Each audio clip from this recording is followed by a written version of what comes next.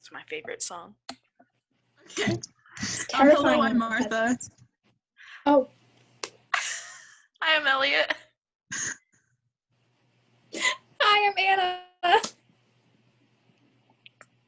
Hi, I'm Lexi. The movie we did was The Others, which was directed by Alejandro Amenabar. It's good enough. If that's how you say it. Close enough. Center. Okay. That's the spelling version. And it was filmed in the US. Okay. Now I'm going to give you a brief synopsis because I actually love this movie. Oh, I have to sneeze. Wait, no, I don't. Okay. I'm so sorry. Okay, so the movie is about this family during World War II. It's a mom and her two kids, and her two kids are allergic to sunlight, which I didn't know was a thing, but apparently it is. So the house is like, well, allergic to sunlight for layman's terms. So the whole house is like dark, and they have to like lock all the doors behind them so the light can't like peek through. And then these like three servants come up and they're like, "Do you want help?" And she's like, "I put a newsletter out, but I didn't, so sure." And it turns out those people that came knocking had worked there previously and loved the house. They wanted to come back. And then a bunch of weird things start happening in the house. Like they find the piano playing itself. They hear running upstairs. They hear voices. And they're like, there's intruders. And so they scour the whole house. There's no intruders. They're fine. And then the daughter, Anne, makes a friend named Victor who no one else can see.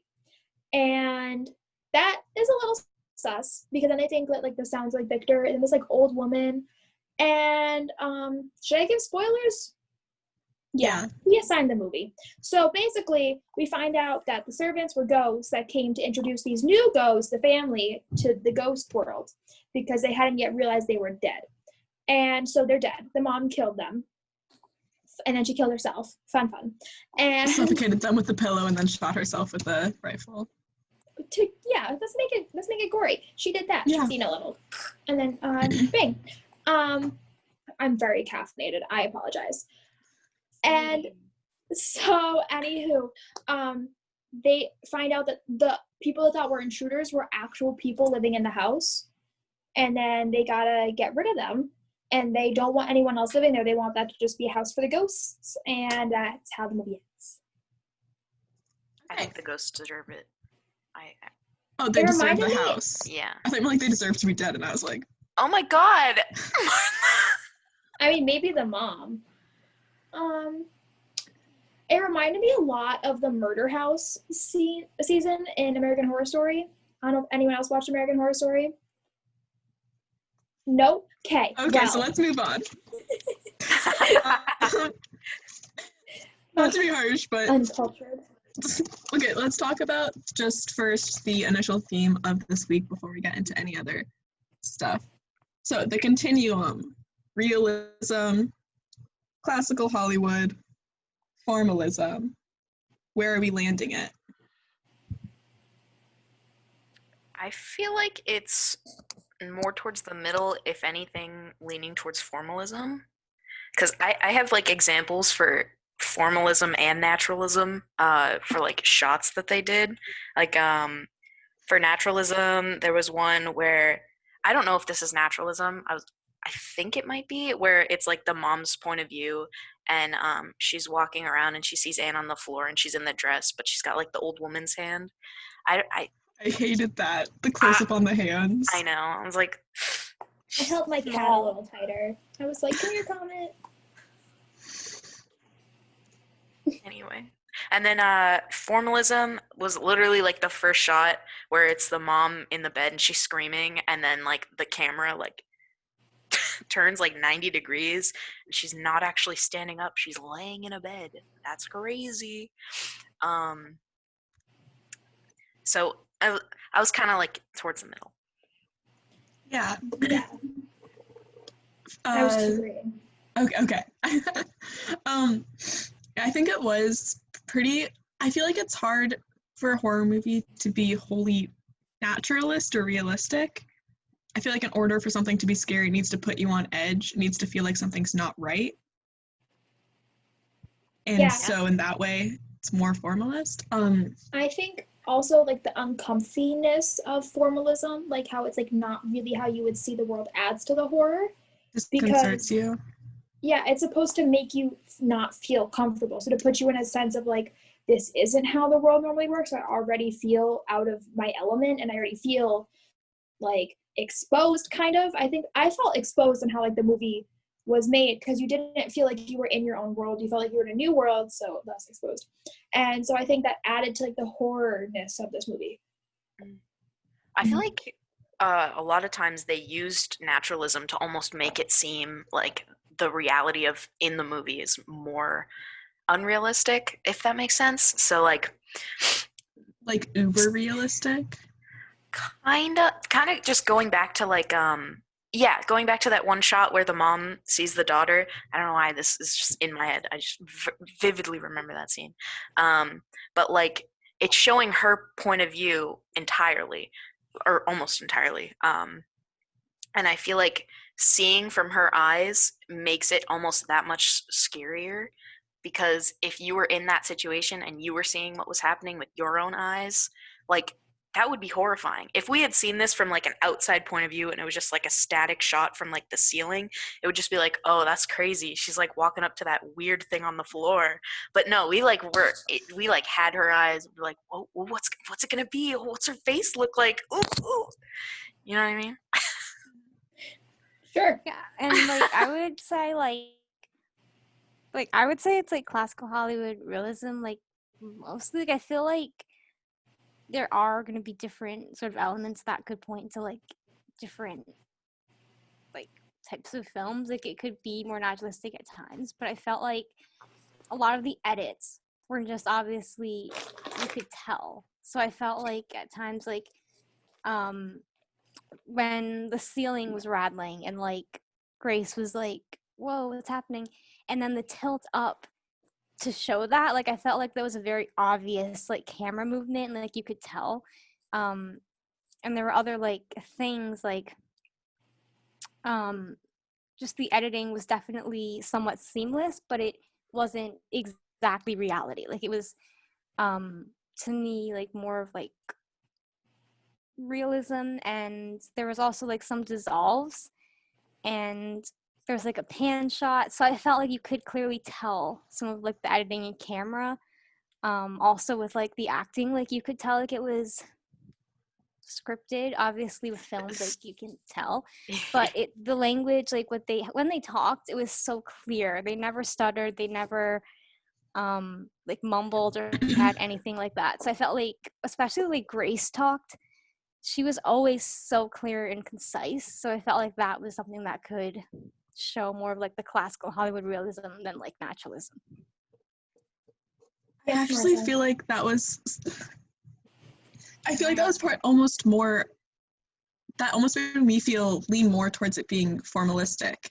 I wrote it down in my notes because yes, in a way, talking seamlessly with no likes, natural pauses in conversation, that is classical Hollywood. They don't write realistic dialogue, they write easy dialogue that is concise, it's to the point, it moves you.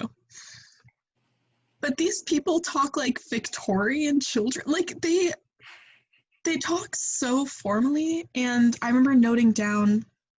Oh, like when he goes, she frightened me, and I'm like, what kid says that? Right.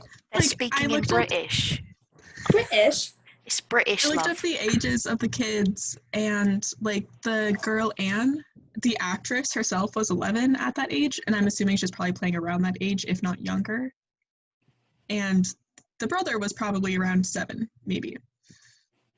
So they're young children, and yet they're speaking so maturely, so eloquently, and like overly proper. Like when she's reading the Bible, and she's like, and the Lord said, let there be light. And I'm like, I went to Catholic school, we never did that. So this is a lot. Yeah, so that felt formal to me because the way they were speaking was so strange, and it wasn't really representative of a typical dialogue, if that makes sense. Yes. Yeah, that it makes a does. lot of sense. I think also going back to Lexi's point, another, I don't know if this is the same angle that I just didn't pay attention to, but when she's going up the stairs to find out who's, you know, running around making a ruckus, it has her like on the stairs and it's like facing up at her. It's like a low angle shot. Yeah. And I'm just like, okay, there's Nicole Kidman's jawline. It's fantastic, but this is a weird angle. And I saw that and I was like, and because I was like, oh my god, I know what that's called. Yeah, they did some weird shots. I remember one specifically. It's in the first third of the film, I think, and it's when she has the two kids reading in two separate rooms. And it's like a bird's eye shot, and first we see the son, whatever his name is, and then it like pans over him, and then it like melts into Anne's shot, and she's also doing the same thing. And that's not a kind of edit or shot that I've really seen before, at least not used that way. That was weird. Was it like going super through funky. The wall? Yeah, something like that, but it wasn't like through the wall because she was upstairs. Oh, so did it like pan up through the floor and then go like show her? Like, was that it? Oh, it like dissolved at it. So it's like above, and then it goes like through a wall, and then kind of, and it dissolves a little bit. It gets a little like blurry, and then we see the girl. Like the camera moved, and then there was the dissolve, and then the camera went into the same motion, like that kind of. Yeah. Okay, to me it felt like as if like he is here, and there's like the camera like goes up through the floor to see her. That's how I thought of it. Yeah, and I was like in Ratatouille. That's neat. I feel like that's formalistic because that's like a new sort of experimental, I guess, kind of edit that is representative of the formalist genre, if you can call it a genre. This is the second class Ratatouille's been mentioned in for me. My management professor used it as an example of management. It's on the mind, man. Everybody's got it on the brain. I love Remy. That movie is such a classic. I thought the camera work was pretty unobtrusive and like you didn't think about it all that much, which is classical realist area, not so much formalist. Like they weren't showing off usually. Yeah, there were some scenes where you were like, okay, they definitely were like, let's do something cool here, and like a lot of the scenes was just like, let's just do normal camera stuff. Camera stuff. I can say for the most part, it was typical. Okay, another thing that the formalist genre uses is scores to underscore the emotion. Oh, like or the tension. Did a lot of violin, and I was like, that, like, I know that we're like in the 40s, but the violin made me feel like I was like in like a queen's court. Like, I don't know, I just felt very much like I had to sit up straight. Like I felt my back straighten a bit watching this. Yes, I also got that. There were a couple times where she would be like, keep reading, and I'd be like, oh god, sorry. I was just like, sorry, Mom. Yeah, no, Nicole Kidman's posture. I don't know how she does Yes, it was crazy. In heels, I'd be like stumbling around like a baby deer. It was crazy. Well, she doesn't feel pain. She really doesn't. She's just an android. I've cracked Nicole Kidman. She's not a human. Yo. But yeah, like it's like quiet and then it gets louder. And like if that music was gone and she was just sort of like walking through the house, you'd be like, oh, this is chill. But with the music, you're already put on edge. The score alerts you to the fact that something is wrong and something bad will happen. And you don't know what it is, so it makes you more nervous, making this more fit in the horror genre. Yeah, I feel like Go ahead. Sorry. I was saying, it definitely does the classic horror movie thing of like building you up and building up. You're like, there's going to be a jump scare, and I can't do jump scares. Skip forward 15 seconds. There's only like one jump scare, though. At least for me. The beginning. She's like, yeah. Yeah, she wakes up screaming. I was like, oh, Lexi's not going to like that. Honestly, I did look up jump scares because there's like a website. You can look up jump scares and you can do like a spoiler free. So it just shows like the times. But it didn't have like her initial nightmare scream as a jump scare. So I was like, why is she screaming? And like like yeah, because mostly I think the one scene that I honestly covered my eyes a bit was when she went into the room and like all the sheets were over like these statues and like all the furniture and she was Mm. like hearing voices. But it's weird to think like she's really the ghost, so the people are like, why are these sheets falling off? So that was probably the one scene I was like scared.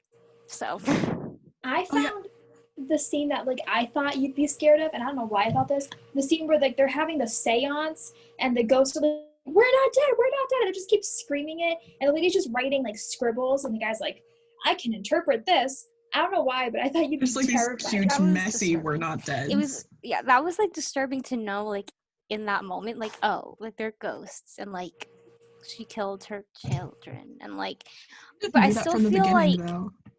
I still feel like Grace loved her kids, even though she did smother them with a pillow, like that's very disturbing. But like I feel like she was going through like madness. Yeah. Like they were like, I oh, think she went Going she mad and through did that, which is it. not right to do. But I feel like yeah. in the end, she still loved her kids. Like so, in the end, they could be happy ghosts. Like I mean, Yeah. like if ghosts are real, then like, what's the harm? But like, if ghosts aren't real, then like, maybe don't smother your kids. I think she really just like she clearly just had like a psychotic break and Absolutely. Like it was like not she didn't remember like she obviously she wouldn't remember it, but like I feel like this whole time you could tell that like the psychosis was still kind of like reminiscent in how she acted like Oh, like like the she just migraine. yeah, and she like needed control of everything and like locking doors, coming in and out, being very careful. I feel like she's just so tense and her that Yeah, posture that was too the that we thing. just yeah, talked about. yeah, Like that immediately lets you know, like not that a perfectly postured person is psychotic, But they're but tense. you know, but yeah, she's clearly tense. And that's kind of like from the beginning, I was like, someone's dead here. See, like my mom loves to be like, I have great posture. I'm not gonna be short when I'm old, and I'm like, you're already 5'1". But like she loves bragging about her posture, and I'm like, really? It's just because you have the most tense personality I've ever seen. So it's like as soon as Nicole came and was like standing up straight, it's like, oh my god, my mom. Which really just added to the horror element for me. Yeah. But I think like Nicole Kidman, her acting choices here, I mean, like for me, I don't know, for some reason I was just immediately, they're dead in my brain. But even if I didn't, getting to that reveal, the way that she sculpts her character and like all of like the characteristics and the little mannerisms that she has makes you, when the reveal comes, you're like, oh, that makes sense. Like it's like the husband went away, he probably died. She's been cooped up with her kids. She's left the curtains closed all the time. She never goes outside. She never gets any sunlight. That's Yeah, that can't be healthy. that's not good physically or mentally. So like something's got to give, and clearly it did. And I don't know, maybe I've read too many stories about mothers smothering their children in their sleep, and so I weirdly thought it was normal. But See, I googled it. I googled like why she would do it because I was like, I'm intrigued. I like when moms smother their kids. At my true crime brain, not in real life. Well, in real life, but like in the past. Anywho, so I googled it, and it said that she like when she found out that her husband died, that's when she like, and then killed them. Mhm. Which I think that really played into it because when the kids were like, when's daddy coming home? Like the war's ended. So he should have been home in this year and a half that has been done for. So then you're like, oh, he's dead. And she's like, daddy's still fighting the good fight. And you're like, yeah, in heaven maybe, but like not in Europe. And so like I just think, and then when they had the husband come back, that for me was a very like ghosty scene when they're like laying in bed. They both looked very like corpses, like very stationary. They looked cold, and they just looked very still. And I was like, oh, so you dead. I thought like when she was singing, like I could just see like him not like acknowledging her at all. He looked dead or like paralyzed in some way, and she to me looked like a ghost almost, like holding him, but he didn't react in a way where it looks like she was touching him. So like the way that Grace was holding him was so not personal. It was just very like it was very much like how an outsider might try to hold someone. Like when you give See, someone a hug, but you can't. Like, you're just like, yeah. I saw it as kind of the opposite. Like the husband was very much like, "Don't touch me," and she's like, "I love you," and he's like, "Don't touch me." So I think it was her being like, "Here we go," and like, "I'm a ghost hugging you," and I thought it was very much like just awkward. I was like, "Dear, stop! It's uncomfy. Yeah. Knock it off." I I was looking through my notes again, and do you guys remember that shot where, so it's the first time that the kids are eating food and they're with the nanny, whatever her name is, and Anne is Mrs. like, Mills. "Mommy went mad," and the brother's like, "No, she didn't, stop saying that." She's like, "Mommy went mad," and then Nicole Kidman's like, "What's going on?" And she's in the dark, and the camera's on her, and she looks terrifying. And then she's kind of steps into the light, and she's still scary. She's Nicole Kidman. Like she's in the light now. I just, I don't know. I'd like to talk about that because I looked at that little 5-second frame like 3 times because I just loved. I loved that scene personally. Having a younger brother, I felt very much like Anne in half this. Because, like, you know, like, I mean, for me, I probably wouldn't torture him to the point of him crying. But, like, I definitely would just say stuff to bug him. So, like, the mommy went mad. I'd be like, Mom's crazy. He'd be like, no, I'd be like, Mom's crazy. Now it's him saying it too. But, like, I very much felt like that was a very good brother-sister relationship depiction. Not a healthy relationship, but just a good depiction of it. And then having the mom come in and so the kids are like, "No, Mommy, we're good. We're reading our Bibles and eating." And Nicole Kidman's like, "You better." I don't know. I just thought that scene was very, like, it showed a lot of good dynamics between the characters, and it showed a lot of good acting. And then, as Martha said, like, the lighting very much made Nicole Kidman look petrifying. It also could have like been very like scary for the kids. I feel like that almost reflects kind of the event, you know, when she actually killed them.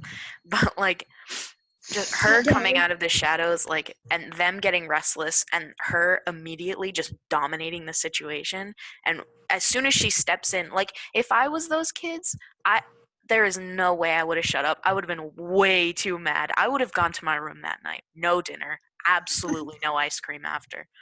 Like those kids.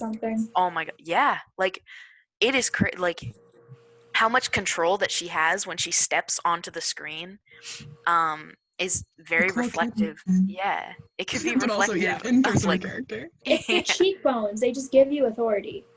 Yeah. They really do. That and the turtlenecks, I feel like. Oh like just the slight. Should we talk about turtlenecks? No offense, Martha, but like turtlenecks for me just make someone look like they're just like totally uncomfortable. I don't know how someone's like, yes, this is. I don't know. It's like a little hug, a little neck hug. I don't know. I don't think I ever want a neck hug. Martha, let me just give you this neck hug. I think that's what I'd call it when I'm like about to like choke my brother. I'm like, let me just give you a little neck hug, Matthew. All right. Anyways, so. Well, since Nicole Kidman wears them, and the set. I mean, she did give her kids a version of a neck hug. No, she smothered them with a pillow. She didn't choke them to entire head death. hug. She still suffocated them. Either way, they're not breathing. Yeah, but it's different. Mothers are more likely to smother their children than they are to strangle them. Anyways. It's murder cousins. That makes sense. Murder cousins. The setting of this whole thing. Sorry. Okay. I thought I said this before we started recording, but it immediately going into it. Well, first, the very beginning part of it, the little storybook section, made me think of Shrek. Yes. Weird. Or Ella. They came out the same year, though. Maybe. Hold on a minute. But that seemed like a very formalistic approach to like a prologue. because it's like a fairy tale-esque beginning, and they have these little etches. And I actually went back and watched just that first bit of it again after I finished it, because I'd forgotten what it was, and I wanted to see what it was. And as I look at the pictures, they kind of hint at what the story is throughout it all, Well, which is really interesting. the story she's telling is the Bible, right? Like the introduction of the Bible. Mm-hmm. Yeah. But like So- some of the pictures they show are from shots of the movie. Yeah. If I'm not going crazy. I just meant the narration of it. It's like, Yeah. oh, let me tell you the story of how the world was created, and we're like, okay. It's like in 7 days. But yeah, when we see what the house looks like and all of that sort of fog going in, it's a big stone building. I had a very big Bronte obsession in like middle school. Something about those dark moors with like the fog and the live there. it got me. And looking at that, I immediately got excited about this movie because it just looked so much like sort of that dark gothic novel written in like the 1800s or whenever they were. And I think that's pretty well sets the tone for the kind of monstrosity that happened in this film. And then at the end, when we meet the others and they leave, the whole coloring of the film changes and it's much brighter. There's no more fog and it just looks like a different place. Yeah, I think the colors getting brighter symbolizes, not symbolizes, I don't like that, but like it shows kind of like the clarity that the characters feel like once they realize they're dead. Like the fog of like the illusion of life that like the other ghosts were giving them by like covering up the gravestones and like hiding that picture from the dead people book. Like I think it very much symbolizes like the clarity that like Nicole Kidman and her children feel when they're like, oh, we dead. Yay, we can go in the sun. This is our house now.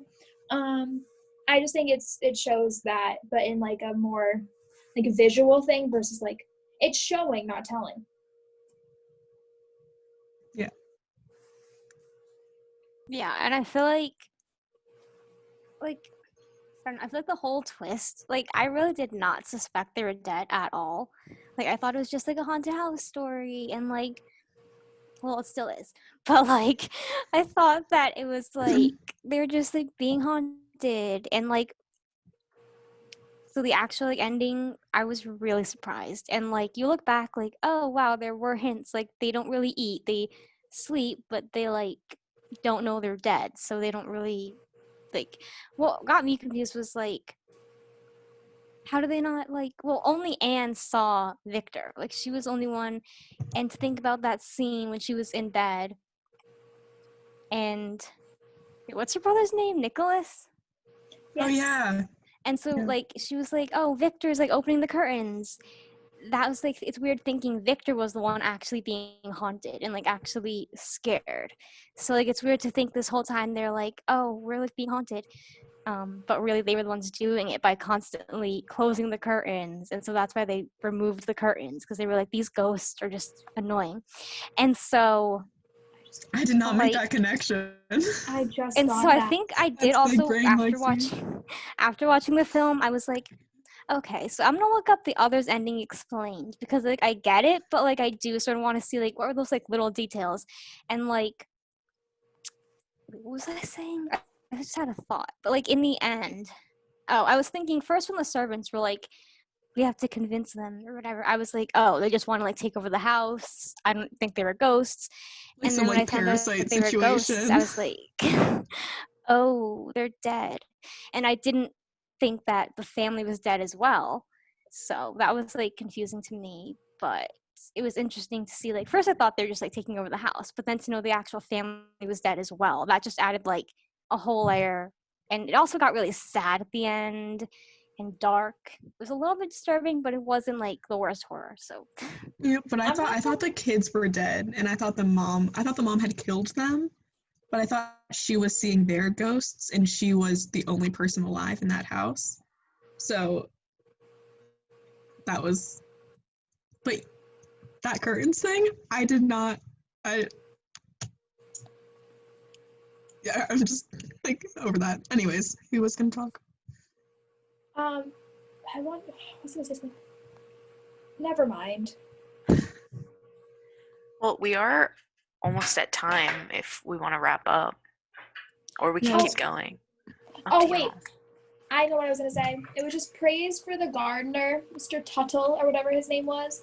I think he's fantastic, I and I just loved don't him. think he gets recognition enough because I found all of his parts to be so funny. Like I love when they have the shot where like it's at like a low angle to the leaf pile and the grave, and she's like, Mr. Tuttle, cover that, and he's like, oh whoops, yeah, and he just shoves leaves on it, and I'm like, I don't know, he's just like, oh my goodness, I forgot to cover my grave, and he's like, I'm just, oh my, like, I just found that so funny, and like, it's not funny that they're like covering up their own graves. I mean, it is, but like, dead people shouldn't be funny, but like this one, I laughed a lot at, and I thought that I was gonna dislike this movie going into it because I love a good psychological thriller, and I found Mr. Tuttle and the kids to be hysterical, and I laughed at Nicholas' face the whole time because he looked like a grumpy old man. He's like 5. Dude, he's so Yeah. pasty. Like, what kind of foundation did they use on those children? I googled it. They actually didn't Keep them let out them of in the- the sun. Yeah, they weren't allowed out. They weren't allowed in the sun while filming. What?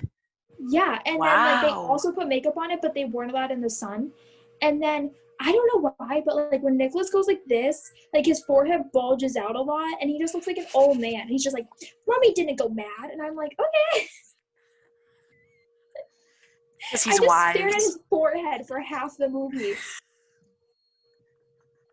That's so unfortunate for him. I mean, like, he was a great little actor, but the whole movie I was distracted by his forehead. So when you guys were talking about all these shots, I was like, what did Nicholas's forehead look like in that? Alright. I think we're done talking about productive things, right? Maybe. Foreheads are productive. All right. Well, then thank you for attending Spooky Hour. We are your hosts, Martha. Elliot. Anna. And Lexi. The dramatic pause leading up. We should host a podcast. We should. That would be actually everything. We'd be excellent podcast hosts. Nothing would That's get so done. indulgent and narcissistic. I can't. It's the Anyways, bleach. It went to my I feel like brain. we'd at least have one listener. Shout out It to would be Professor humanity. Manon. okay. Okay. We'll talk to you guys later. I'll see you guys. Bye. Bye.